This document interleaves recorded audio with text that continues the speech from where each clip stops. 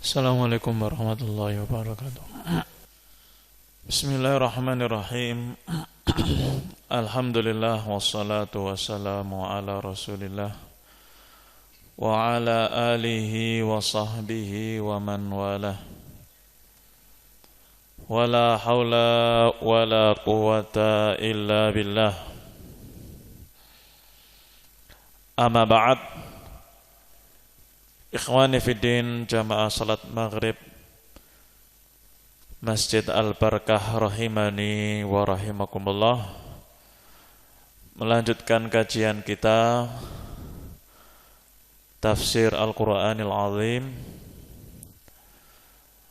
Pada pertemuan yang lalu kita mempelajari proses pengumpulan Al-Quran pada zaman Rasul sallallahu alaihi wasallam.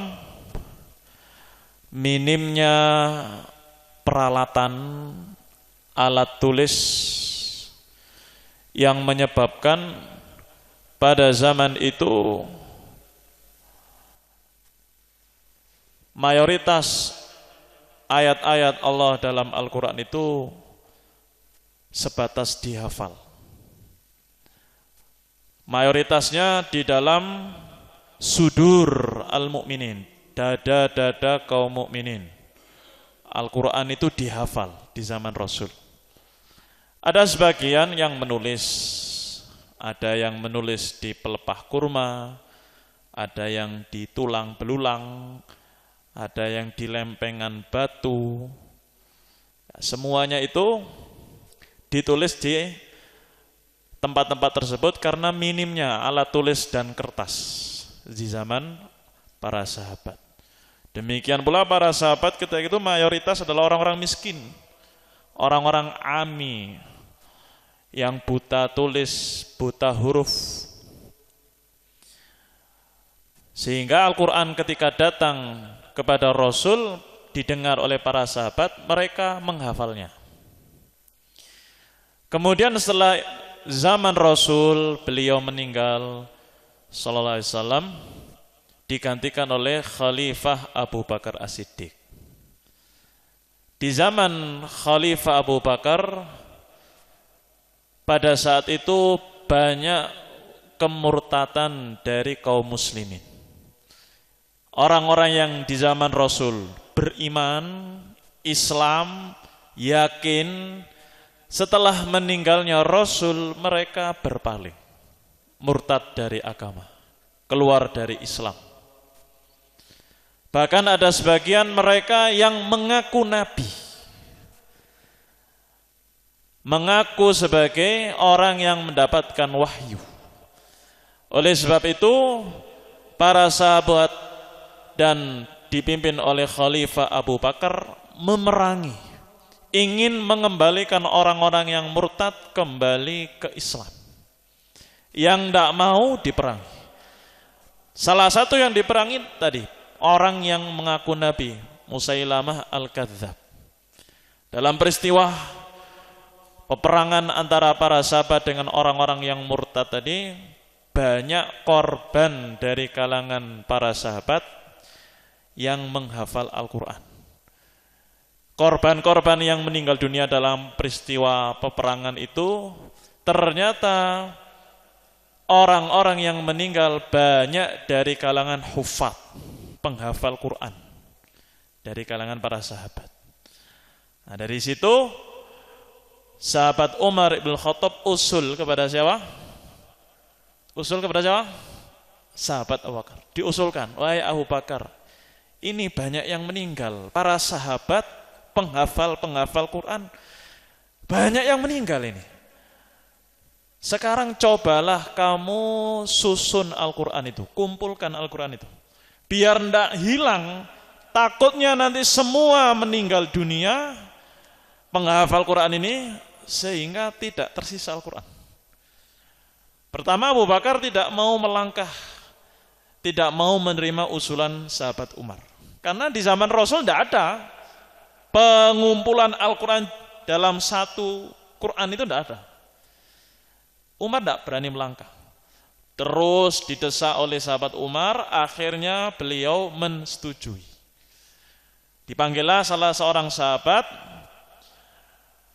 diperintahkan oleh beliau radhiyallahu anhu, sahabat Abu Bakar, agar sahabat ini mengumpulkan seluruh ayat-ayat, surat-surat yang ada pada para sahabat yang masih hidup.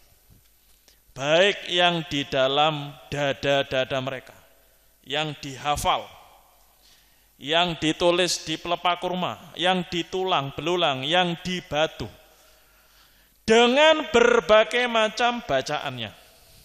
Ketika itu bacaan para sahabat berbeda-beda, karena perbedaan lahjah, perbedaan dialek-dialek orang-orang Arab yang bermacam-macam. Dialek bacaan orang Arab itu bermacam-macam, sehingga qiraahnya bermacam-macam juga. Umar atau sahabat Abu Bakar memerintahkan untuk mengumpulkan, sekedar mengumpulkan, dikumpulkan semuanya jadi satu Al-Quran. Walaupun tadi qiraahnya bermacam-macam, yang penting dikumpulkan dulu jadi satu. Ya, satu Quran dengan berbagai macam qiraah dijadikan satu. Setelah itu terbukukan jadi satu Al-Quran. Kemudian lewatlah masa Abu Bakar, lewatlah masa Umar ibn Khattab, sampai khilafahnya siapa? Utsman bin Affan. Ketika khilafah Utsman bin Affan radhiyallahu anhu, ternyata manusia ketika itu banyak berselisih tentang bacaan qiraah. Ada yang baca Qur'annya dengan qiraah ini, ada yang baca dengan qiraah ini, macam-macam qiraahnya. Para sahabat atau Utsman bin Affan radhiyallahu anhu ketika itu khawatir akan terjadi chaos, akan terjadi perselisihan besar di tengah kaum muslimin gara-gara perbedaan qiraah. Ya. Ada yang dibaca yang gitu. Dalam Al-Qur'an Mushaf Utsmani ada yang dibaca dalam surat apa itu? Surat apa? Surat Hud, ya. Begitu, Ibrahim. Bismillahirrahmanirrahim. Majri. Gitu bacanya memang majriha. Ya mungkin di kira-kira lain ada bacaan-bacaan yang seperti itu dalam ayat-ayat yang di dalam Al-Quran. Karena macam-macam qiraah, Utsman bin Affan memerintahkan sebagian sahabat lagi untuk menjadikan satu cetakan, satu qiraah bacaan. Kemudian Quran yang sebelumnya tadi, yang banyak qiraahnya, banyak perselisihan bacaan, dibakar. Kemudian yang di pelepah kurma, yang ditulang semua dihancurkan. Kecuali yang di Qur'annya Abu Bakar tadi dikembalikan ke Hafsah, putri dari Umar bin Khattab. Adapun yang ditulang belulang, yang di pelepah kurma, yang di batu, semua dihancurkan. Ya. Adapun yang ditulis oleh Abu Bakar tadi dalam satu Quran itu dikembalikan kepada putri dari Umar ibn Khattab. Setelah tercetak satu bacaan, satu Quran, satu mushaf yang dikenal dengan mushaf Utsmani. Karena Utsman ibn Khattab Utsman bin Affan radhiyallahu anhu yang memerintahkan untuk menyalin mushaf tersebut dalam satu bacaan. Yang itu kemudian dicetak satu metode tadi, disalin lagi di beberapa cetakan dengan satu bacaan. Kemudian disebar ke seluruh penjuru negeri kaum muslimin sampai ke tangan-tangan kita. Ya, sehingga Quran-Quran di dalam dunia ini itu semuanya sama. Tidak mungkin diganti, tidak mungkin dirubah-rubah, tidak mungkin ada orang yang bisa merubah, membolak-balikkan untuk menyesatkan kaum muslimin, tidak bisa. Allah sendiri yang berfirman di dalam surat Al-Hijr, inna nahnu nazalna dzikra wa inna lahu lahafidhun. Sesungguhnya kami menurunkan Al-Quran dan kami juga yang menjaganya.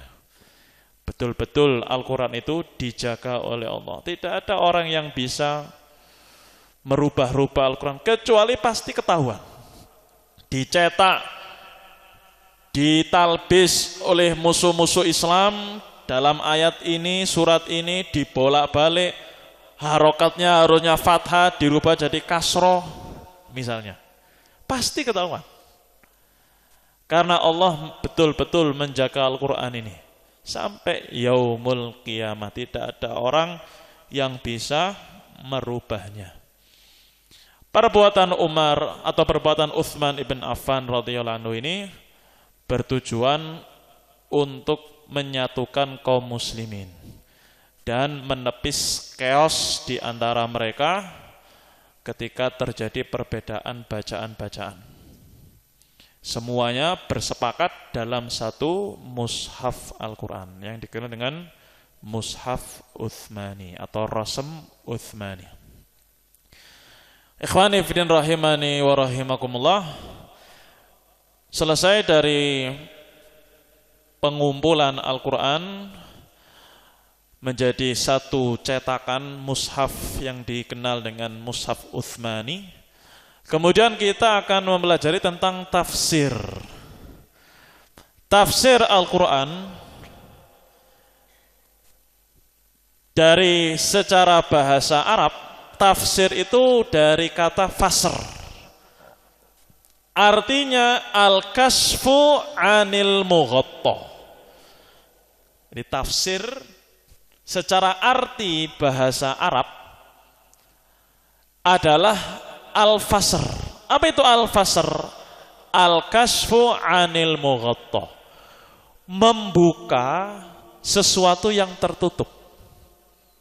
Membuka sesuatu yang tertutup. Itu secara bahasa. Dalam istilah mufassirin, tafsir itu artinya bayanu ma'ani al-Qur'anil Karim. Menjelaskan makna-makna Al-Quran. Jadi kalau ditanya apa itu tafsir? Tafsir itu secara makna, secara istilah dalam syariat Islam adalah menjelaskan makna-makna Al-Quranil Karim. Ini arti dari tafsir. Nah, sekarang belajar tafsir ini hukumnya apa? Orang belajar tafsir. Kata para ulama, ta'alumu tafsir wajibun. Belajar tafsir ini hukumnya wajib. Ya, belajar tafsir ini hukumnya wajib. Dalilnya apa?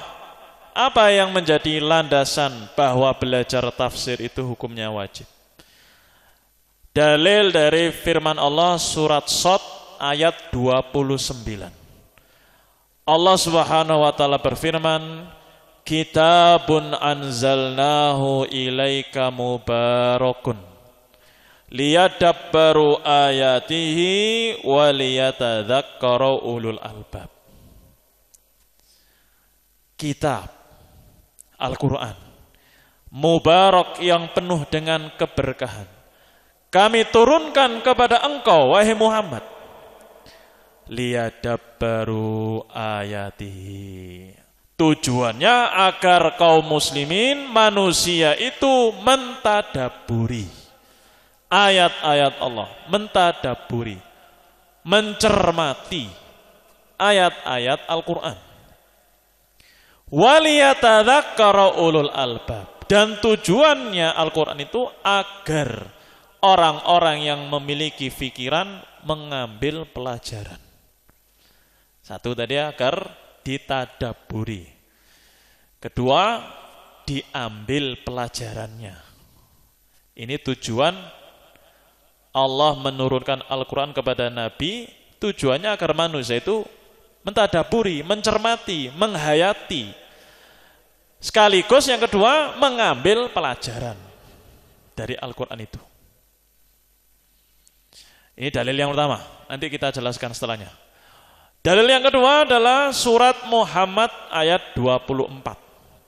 Allah berfirman, afala yatadabbarunal Qur'an am ala qulubin aqfaluha. Apakah mereka itu tidak mentadaburi, menghayati Al-Quran? Ataukah memang hati-hati mereka itu sudah terkunci, tergembok? Di sini Allah menyinggung apakah orang-orang itu manusia tidak mentadabburi Al-Quran, menghayati Al-Quran, atau memang sudah mati hati-hati mereka itu. Dua ayat ini menjadi dalil bahwa orang Muslim itu wajib belajar tafsir, mempelajari makna-makna Al-Quran dengan tafsirannya. Sekarang sisi pendalilannya dari mana? Dua ayat tadi menjadikan dalil belajar tafsir itu wajib. Yang pertama, Allah Ta'ala bayana annal hikmah min inzali hadzal Qur'an al-mubarak an yatadabbaran nasu ayatihi. Yang pertama, Allah menjelaskan hikmah, tujuan menurunkan Al-Quran yang penuh dengan keberkahan ini. Yang pertama adalah agar manusia mentadaburi, menghayati ayat-ayatnya. Jadi Al-Quran turun, tujuannya apa? Hikmahnya apa? Ini, agar manusia mentadaburi. Yang kedua, wa yata'adzu bima fiha, dan supaya mereka itu mengambil pelajaran yang ada di dalam Al-Quran. Agar mentadaburi, satu. Yang kedua, agar mengambil pelajaran. Ini hikmah kenapa Allah menurunkan Al-Quran kepada Rasul. Sekarang tadabbur huwa ta'ammul. Tadabbur itu artinya ta'ammul. Ta'ammul dalam bahasa Arab artinya memperhatikan, mencermati.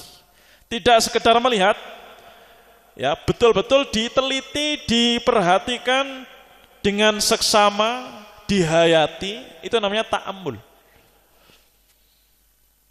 Tadabbur artinya ta'ammul, memperhatikan, menghayati fil alfat, pada lafat-lafat yang ada di dalam Al-Quran. Tujuannya apa? Lil wusuli ila ma'aniha. Kalau orang itu mentadaburi, menghayati lafat-lafatnya, akan tercapai, terhasilkan orang itu mengetahui maknanya. Makna-makna dari lafaz-lafaz tersebut ketika diperhatikan.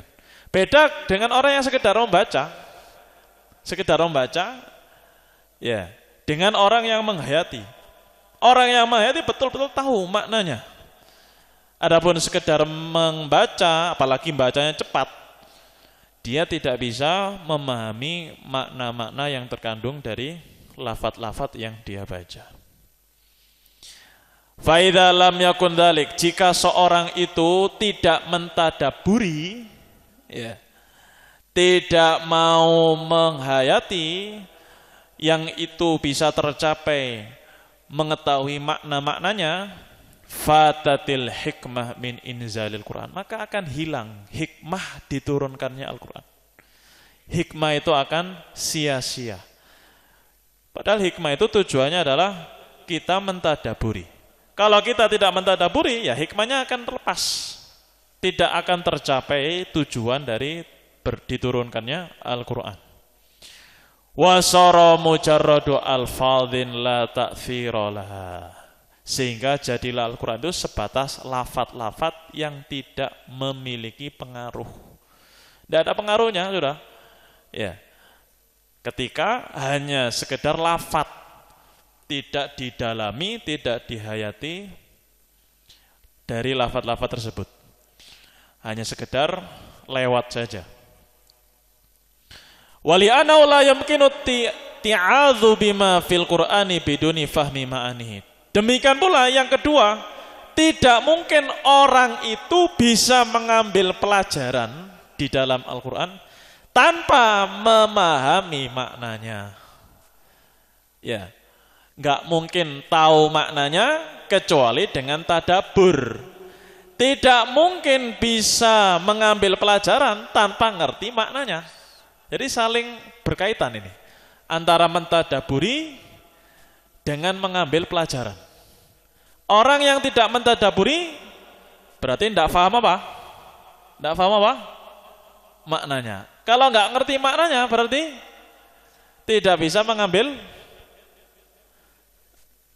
Loh, kalau tidak mentadaburi berarti tidak paham apa? Tidak paham maknanya. Kalau tidak paham maknanya berarti tidak bisa apa? Hah? Tidak bisa mengambil pelajaran, kan gitu. Kalau orang itu tidak mentadaburi, dia nggak paham maknanya. Kalau nggak paham maknanya, berarti dia nggak bisa mengambil pelajaran. Padahal Al-Quran tadi hikmahnya diturunkan adalah agar orang itu mentadaburi dan agar orang itu mengambil pelajaran.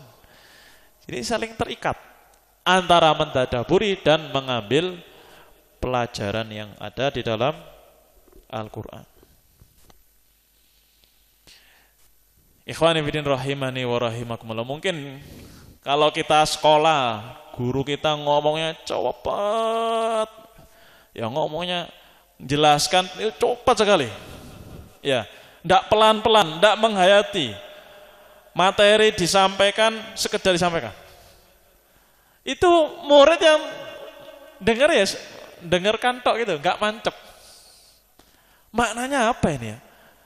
Bahasa istilah-istilah terkini yang sulit dipahami, ya, reboisasi, generalisasi, distribusi. Itu anak-anak SD apa ya? Nggak tahu. Yang ada sisinya di belakangnya.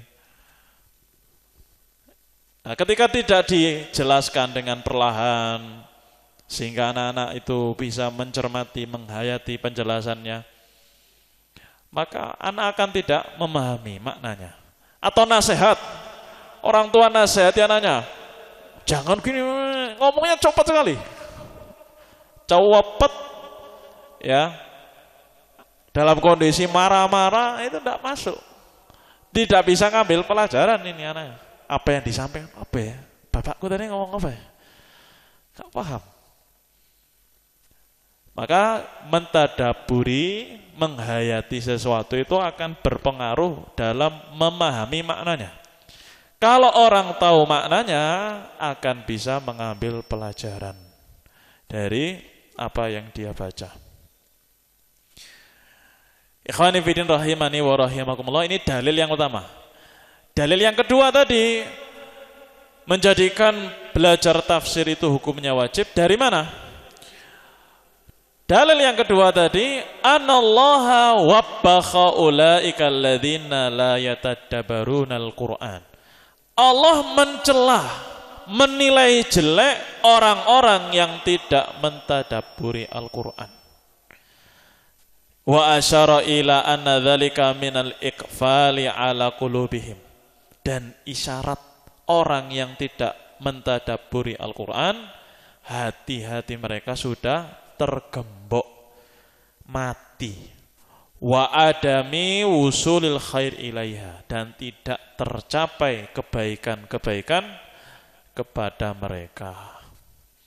Ini sisi pendalilannya. Kalau enggak tadabbur, berarti bukti hati mereka itu terkunci. Kebaikan enggak akan sampai kepada mereka. Allah mencela mereka orang-orang yang tidak mau mentadabburi Al-Quran. Ikhwani fillah rahimani wa rahimakumullah. Ulama salaf, para sahabat, kemudian murid-murid dari kalangan para sahabat pada zaman dulu, mereka belajar Al-Quran, lafaz-lafaznya sekaligus makna-maknanya. Mereka belajar dari Rasul, lafaz-lafaznya juga makna-maknanya. Li'annahum bidzalika yatamakkanuna minal amal bil Qur'an ala muradillah bih. Dengan itu mereka mampu mengamalkan Al-Qur'an sesuai dengan keinginan Allah Subhanahu wa taala. Kalau orang itu belajar lafaz sekaligus maknanya, maka dia akan mampu mengamalkan kandungan Al-Qur'an tersebut sesuai dengan yang Allah inginkan. Fa innal amal bima la ya'rif maknahu ghairu mungkin. Karena beramal dengan sesuatu yang enggak dimengerti maknanya, maka itu akan enggak mungkin terjadi. Enggak bisa dikerjakan. Ya. Apa saja amalan-amalan yang dalam Al-Qur'an ketika seorang enggak tahu maknanya, dia enggak bisa akan beramal. Sehingga penting seorang itu mengetahui lafaz sekaligus mengetahui maknanya. Dengan itu dia bisa beramal. Diriwayatkan dalam sebuah riwayat dari Abdullah Abu Abdurrahman As-Sulami, beliau mengatakan, haddatsana alladzina kanu yuqri'unana al-Qur'an. Menyampaikan kepada kita para sahabat yang mengajari kita Al-Qur'an. Seperti Utsman bin Affan, seperti Abdullah bin Mas'ud dan selain mereka berdua. Mereka menceritakan kepada kami, annahum kanu, mereka dulu para sahabat, idza ta'allamu minan nabi, ketika belajar dari Nabi, asra ayatin, 10 ayat, lam yujawizuha, mereka tidak melebihi 10 ayat tadi. Tidak mau lanjut melebihi 10 ayat. Hatta yata'allamu ma fiha minal ilmi wal amal.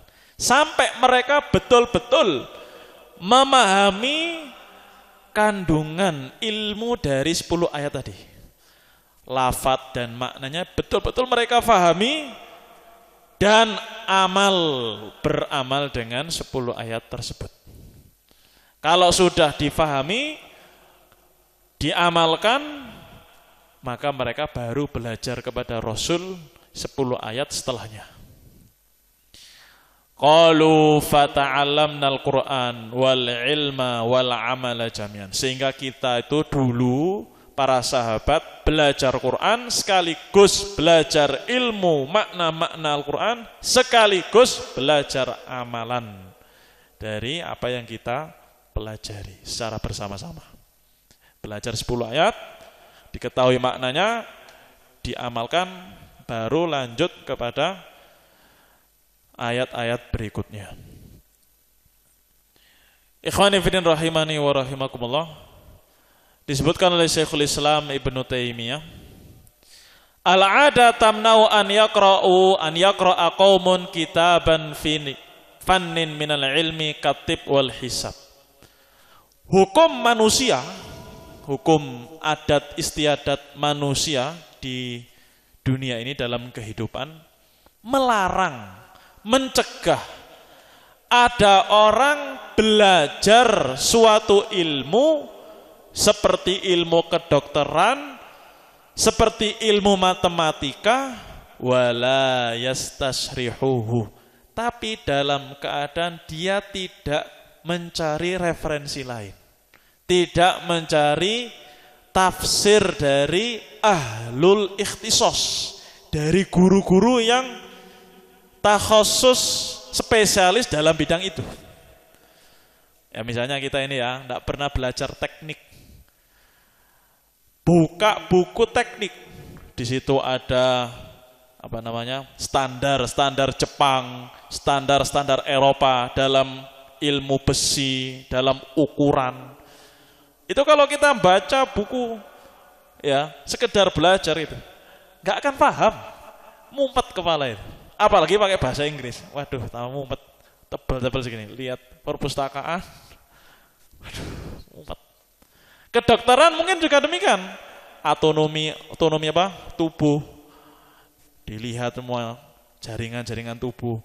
ketika dibaca sendiri, ya, pasti orang itu akan kesulitan.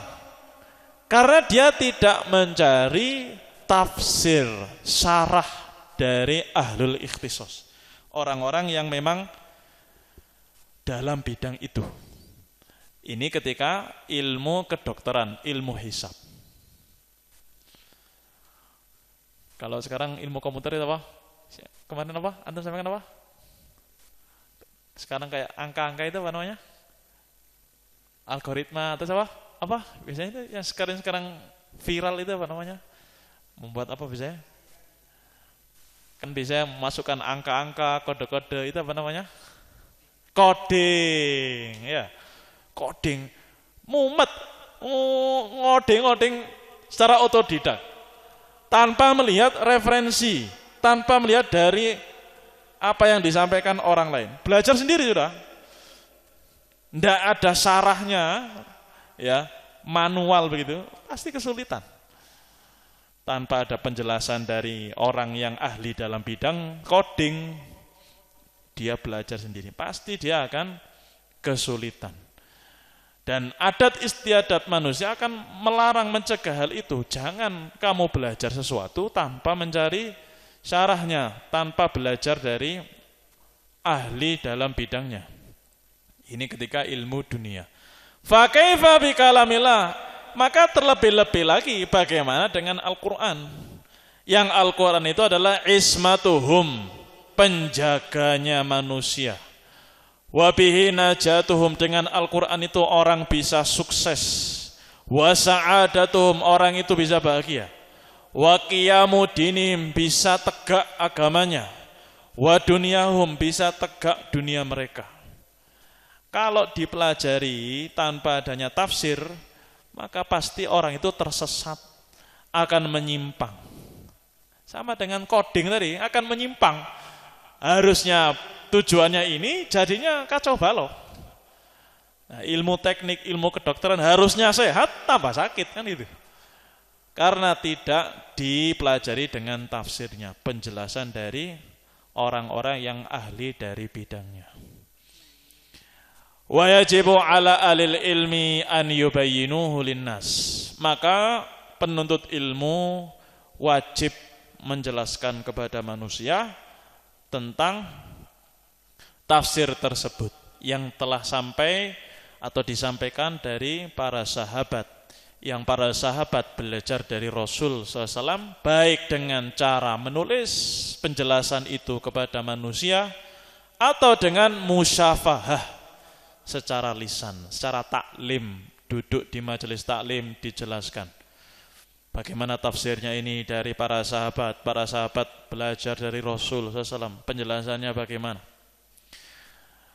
Liqauli ta'ala wa id akhadallahu mitsaqal ladzina utul kitab. Ingatlah ketika Allah mengambil perjanjian orang-orang yang diberikan Alkitab, la tubayyinunnahu linnas. Hendaklah kalian menjelaskan kitab tersebut, makna-maknanya kepada manusia. Wala taktumunahu, jangan kalian sembunyikan. Jangan kamu sembunyikan makna-makna dari Alkitab tersebut. Jelaskan dan jangan disembunyikan. Di sini Allah mengatakan tubayyinunnahu, tabyin.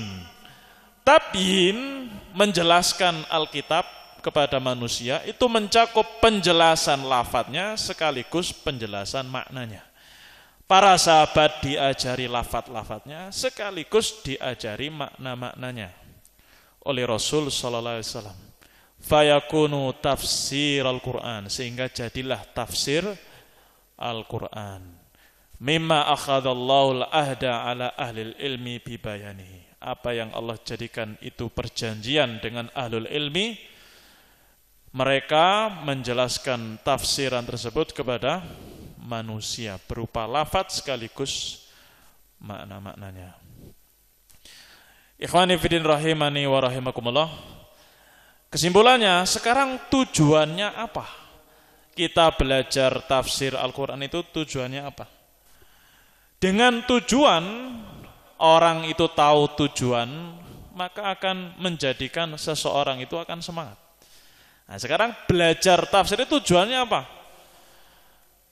Misalnya kita mau nikah, tujuannya agar kita mendapatkan anak, mendapatkan ketentraman. Ya, seorang ketika tahu tujuan, akan semangat.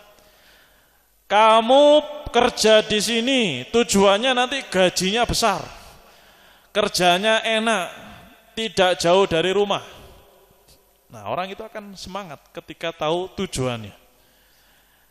Sekarang tujuan belajar tafsir itu apa? Tujuan belajar tafsir itu adalah al-wusul ilal ghayatil hamidah. Agar orang itu tercapai kepada tujuan puncak yang terpuji. Wa thamaratil jalilah. Mendapatkan buah-buah yang agung. Apa tujuan puncak yang terpuji? Buah-buah yang agung itu dijelaskan oleh para ulama, at-tasdiqu bi akhbarihi.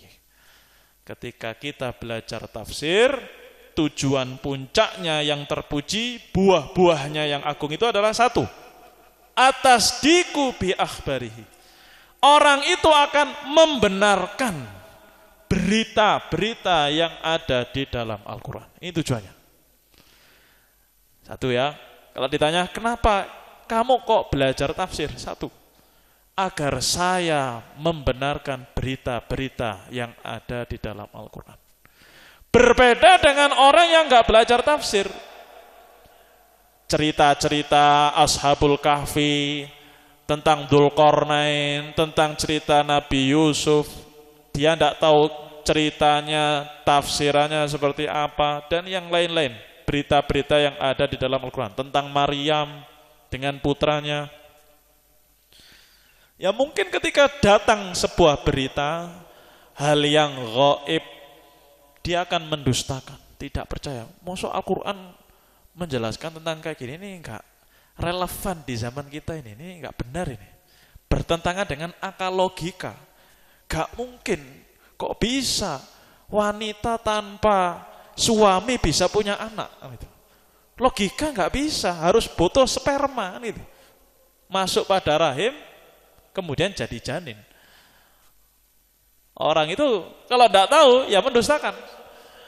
Orang-orang kafir, orang-orang non-muslim, mereka tidak tahu tafsirannya, penjelasannya. Sehingga mereka akan mendustakan. Berbeda dengan orang-orang yang tahu tafsirannya, penjelasannya dari tafsiran Al-Quran tersebut. Dia akan tasdik, membenarkan keajaiban-keajaiban di dalam Al-Quran. Dan berapa banyak orang-orang kafir yang tahu tafsiran, kandungan ayat-ayat dalam Al-Quran, bertobat, jadi mu'alaf. Ya. Kemudian yang kedua, tujuan belajar tafsir itu al-intifa'u biha, mengambil manfaat dari berita-berita tersebut. Berita-berita yang ada di dalam Al-Quran bisa kita ambil manfaatnya untuk kehidupan kita. Kalau yang pertama, membenarkan, meyakini, beriman. Kemudian yang kedua, kita bisa mengambil faidah, manfaat dalam hidup kita ini dari berita-berita mereka. Dengan kesabarannya Nabi Yunus, ya, ditenggelamkan dalam perut ikan, dalam kegelapan, kesabarannya nabi-nabi yang lainnya yang mendapatkan hukuman atau mendapatkan siksaan dari kaumnya, permusuhan dari kaumnya. Kesabaran mereka itu bisa kita ambil manfaatnya untuk kehidupan kita. Ini adalah faedah kedua kita belajar tafsir. Yang ketiga adalah tatbiqu ahkamihi 'alal wajhi alladhi aradahullah. Orang itu bisa mentatbik, mempraktekkan, mewujudkan dengan perbuatan hukum-hukum yang ada di dalam Al-Quran sesuai yang diinginkan oleh Allah. Ya. Sesuai yang diinginkan oleh Allah Subhanahu wa taala. Ikhwani fillah rahimani wa rahimakumullah, salah satunya dalam sebuah ayat Allah mengatakan man lam yahkum bima anzalallah faulaika humul kafirun. Barang siapa yang tidak berhukum dengan apa yang Allah turunkan, mereka adalah orang-orang kafir. Nah, ini ayat ya. Tidak membaca tafsirannya, tidak melihat penjelasan para ulama, para sahabat, apa yang dipraktekkan oleh para sahabat tentang hukum ayat ini. Ayatnya tadi, barang siapa yang tidak berhukum dengan apa yang Allah turunkan, dia kafir. Semua itu. Pokoknya yang gak berhukum dengan hukum Allah, kafir. Misalnya. Dalam sebuah kelompok yang dikenal dengan kelompok Khawarij mengambil ayat ini untuk menilai, menghukumi kaum muslimin menjadi orang-orang kafir. Halal darahnya, boleh dibunuh, boleh dibom nggak masalah. Itu orang kafir. Kenapa tadi? Tidak berhukum dengan hukum Allah. Satu ayat dijadikan pegangan. Ayatnya dibaca, diterjemahkan. Tidak tahu tafsirannya. Tafsirannya ya apa? Prakteknya para sahabat seperti apa? Apakah betul-betul kafir yang boleh dibunuh? Atau ada perinciannya, syarat-syaratnya, atau ada penghalang-penghalangnya? Kan itu butuh penjelasan. Butuh tafsiran. Tidak bisa kita cuman lihat ayat, gak berhukum dengan hukum Allah, kafir pokoknya. Lihat tetangganya RT sebelah, loh, ya gak berhukum dengan hukum Allah, kafir ini. Kok gitu Pak? Sampean kok melakukan ini Pak? Ini gak ada dalam Al-Quran, kafir kamu ini. Apa begitu? Semua kafir akhirnya. Dididik kafir. Oh, kafir. Kafir itu. Ada sekelompok orang yang seperti itu. Pokoknya yang enggak sesuai Al-Quran, kafir. Padahal di situ ada penjelasan para ulama, tafsir, syarah dari hadis-hadis Rasul tentang ayat tersebut. Ya. Maka penting sekali, ketika orang itu belajar tafsir, dia akan bisa mempraktekkan hukum sesuai keinginan Allah. Bukan keinginan hawa nafsu dia. Ya. Tidak dengan logika dia. Tapi sesuai keinginan Allah. Allah itu ingin seperti apa dalam ayat itu. Ikhwani fillah rahimani wa rahimakumullah. Ada yang lain misalnya. Ya, di dalam Al-Qur'an itu yang diharamkan anjing, babi, tikus enggak ada. Berarti boleh halal tikus itu. Loh, kok bisa? Loh, enggak ada dalam Al-Qur'an. Coba cari tikus dimakan haram. Dari surat Al-Fatihah sampai An-Nas. Ada mana? Loh berarti halal. Apa begitu? Hah? Enggak begitu ya akhi. Cara memahami Al-Quran tidak seperti itu. Di situ banyak ayat-ayat yang menjelaskan apa-apa yang khaba'ith, sesuatu yang jelek, sesuatu yang buruk itu haram. Ya sekarang tikus ini bahaya apa jelek? Jelek. Dari dia itu najis ketika menjadi bangkai, hewan yang buruk, hewan yang diperintahkan untuk dibunuh, hewan jelek. Ya, minal khaba'is, sesuatu yang jelek haram hukumnya. Makan tikus, walaupun di dalam Al-Quran tidak ada. Nah, seperti ini butuh namanya tafsiran. Di situ ada khaba'ith. Khaba'ith itu masuk apa saja. Dijelaskan oleh para ulama, ini masuk khaba'ith, ini masuk khaba'ith. Pada pertemuan yang lalu kita bahas apa? Rokok. Cari rokok dari Al-Fatihah sampai Anas, tidak ada. Dari Al-Fatihah sampai Anas rokok. Rokok itu bahasa Arabnya dukhon. Dukhon. Cari kata dukhon, tadkhin, merokok. Tidak ada.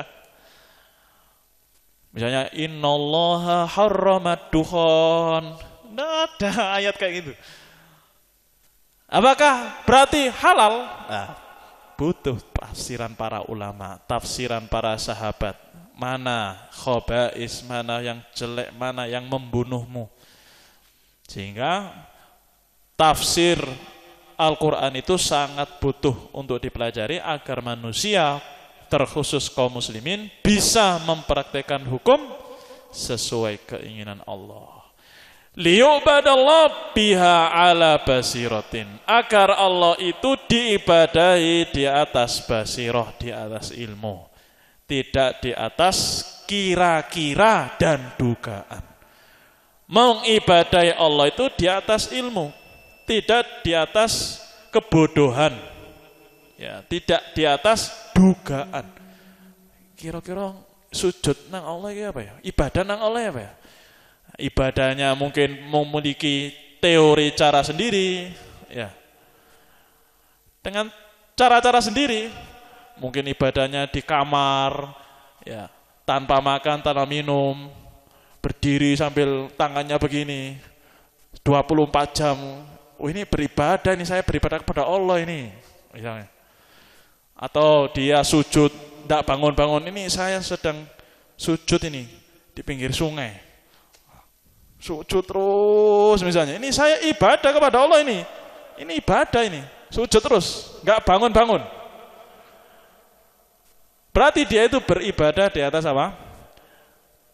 Kebodohan, tidak di atas basirah. Kenapa? Karena Allah tidak menginginkan hal itu.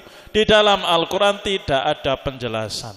Tafsir Al-Quran tidak menjelaskan cara beribadah yang seperti itu.